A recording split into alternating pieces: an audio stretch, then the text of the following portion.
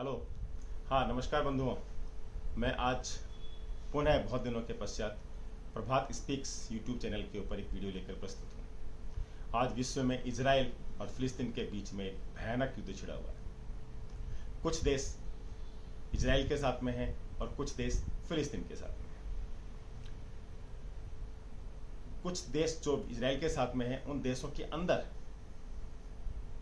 कुछ लोग हैं जो इजराइल के पक्ष में और कुछ लोग इजराइल फिलिस्तीन के पक्ष में भी हैं उन देशों के अंदर। परंतु जो देश फिलिस्तीन के साथ हैं उन देशों के अंदर ऐसी कोई छूट नहीं है वहाँ के नागरिकों को कि वो बोल सकें कि वो इजराइल के साथ हैं या फिलिस्तीन के साथ। हमारा देश भारत आधिकारिक रूप से इजराइल के साथ में है और यहाँ पर भी कुछ लोग फिलिस्तीन के साथ हैं। वो क्या है इसके बारे में बताता हूँ अभी थोड़ी देर बाद में। पहले बताना चाहता हूँ कि युद्ध है क्यों। ऐसे तो सदियों पहले से कभी तो ये भूभाग जिसके ऊपर ये युद्ध लड़ा जा रहा है, जिसके युद्ध लड़ा जा रहा है, और कहें तो भूभाग के लिए नहीं, इंफ्रास्ट्रक्चर के लिए नहीं, ये धर्म के लिए युद्ध लड़ा जा रहा है। तो ये जो युद्ध लड़ा जा रहा है वहाँ पर पहले यहूदियों का शासन था, इजराइल का शासन था। फिर बाद में फिलिस्तीनियों का अर्थात इस्लाम का शासन हुआ। फिर बाद में पुनः यहूदियों का इजराइल का शासन हुआ। आज फिलिस्तीन चाहता है कि इजरायली लोग उनका भूभाग वापस लौटा दें, अर्थात इजराइल समाप्त हो जाए। इसी को लेकर फिलिस्तीन ने कुछ उग्रवादियों को, आतंकवादियों को प्रशिक्षित करके इजराइल के अंदर भेजा, सैकड़ों उग्रवादियों को, और साथ ही साथ में उसने रॉकेट भी बरसाए इजराइल के ऊपर। और वो जो आतंकवादी थे इतने क्रूर थे कि उन्होंने सैकड़ों इजरायली मासूम नागरिकों को मार दिया, महिलाओं को, बच्चों को मार दिया, और सैकड़ों इजरायली नागरिकों को बंधक बनाकर ले गए, जिनमें महिलाएं हैं और बच्चे हैं। और उनके साथ में कैसे विभत्स वीडियो बनाए, उनके साथ में किस प्रकार की क्रूरता करते हुए नग्न महिलाओं की वीडियो बनाकर प्रसारित किया पूरे विश्व के अंदर डराने के लिए।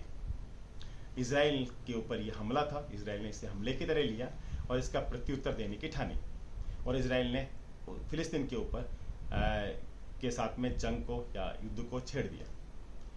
अब ये युद्ध इतना भयानक हो गया, इजराइल ने कसम खाई है कि जब तक वो उस उग्रवादियों के संगठन को पूरी तरह समाप्त नहीं कर देगा वो इस युद्ध को रोकने वाला है नहीं। जो देश फिलिस्तीनी के साथ थे वो लोग चाहते हैं कि युद्ध समाप्त हो जाए, जो भी है विश्व में। मैं पुनः अपनी पहले वाली बात पे आता हूँ। भारत में क्या हो रहा है? भारत ने निश्चित रूप से आतंकवाद को झेला है और आतंकवाद के विरुद्ध है। हमने पंजाब में आतंकवाद को देखा, हमने जम्मू कश्मीर में लगातार आज तक आतंकवाद को देखते आ रहे हैं, और नॉर्थ ईस्ट के अंदर भी हम आतंकवादियों को देख चुके हैं। हमारे यहाँ पर भी बहुत हमले हुए हैं, मुंबई के अंदर हमले हुए हैं, हमारे यहाँ संसद के ऊपर हमले हुए हैं आतंकवादियों के द्वारा। तो भारत ने वही स्टैंड लिया जो लेना था उसे, कि जो आतंकवाद है उसका विरोध करना है। आप फिलिस्तीन ने आतंकवादियों को भेजा, इसलिए फिलिस्तीन के विरोध किया भारत सरकार ने, और इजराइल के साथ में खड़ी रही।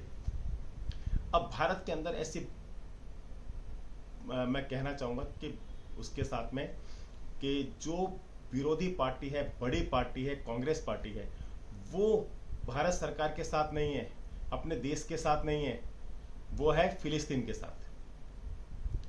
भारत के स्टैंड के अंदर नहीं है, वो आतंकवादियों के साथ में हो गई है। मुझे ये जानकर बड़ा आश्चर्य हो रहा है। और देखिए, कांग्रेस ही नहीं, जिन जिन राज्यों के अंदर बीजेपी के सामने प्रमुख दल हैं, वो सब अपना वोट बैंक पक्का करने के लिए फिलिस्तीन के साथ है। अरे भाई, आप अपना वोट बैंक पक्का करोगे, फिलिस्तीन का साथ दोगे, तो जो जिस वोट बैंक को पक्का कर लोगे उसके जो विपरीत वोट बैंक है या विपरीत जो लोग हैं वो आपको वोट क्यों देंगे फिर? अरे भाई, राहुल गांधी जी, कांग्रेस पार्टी मोदी जी की बात को सत्य करने पे तुले हो क्या कि इस देश से कांग्रेस विहीन देश करना है? आपके ऐसे कृत्यों के कारण निश्चित रूप से भारत देश कांग्रेस विहीन हो जाएगा। धन्यवाद बंधु।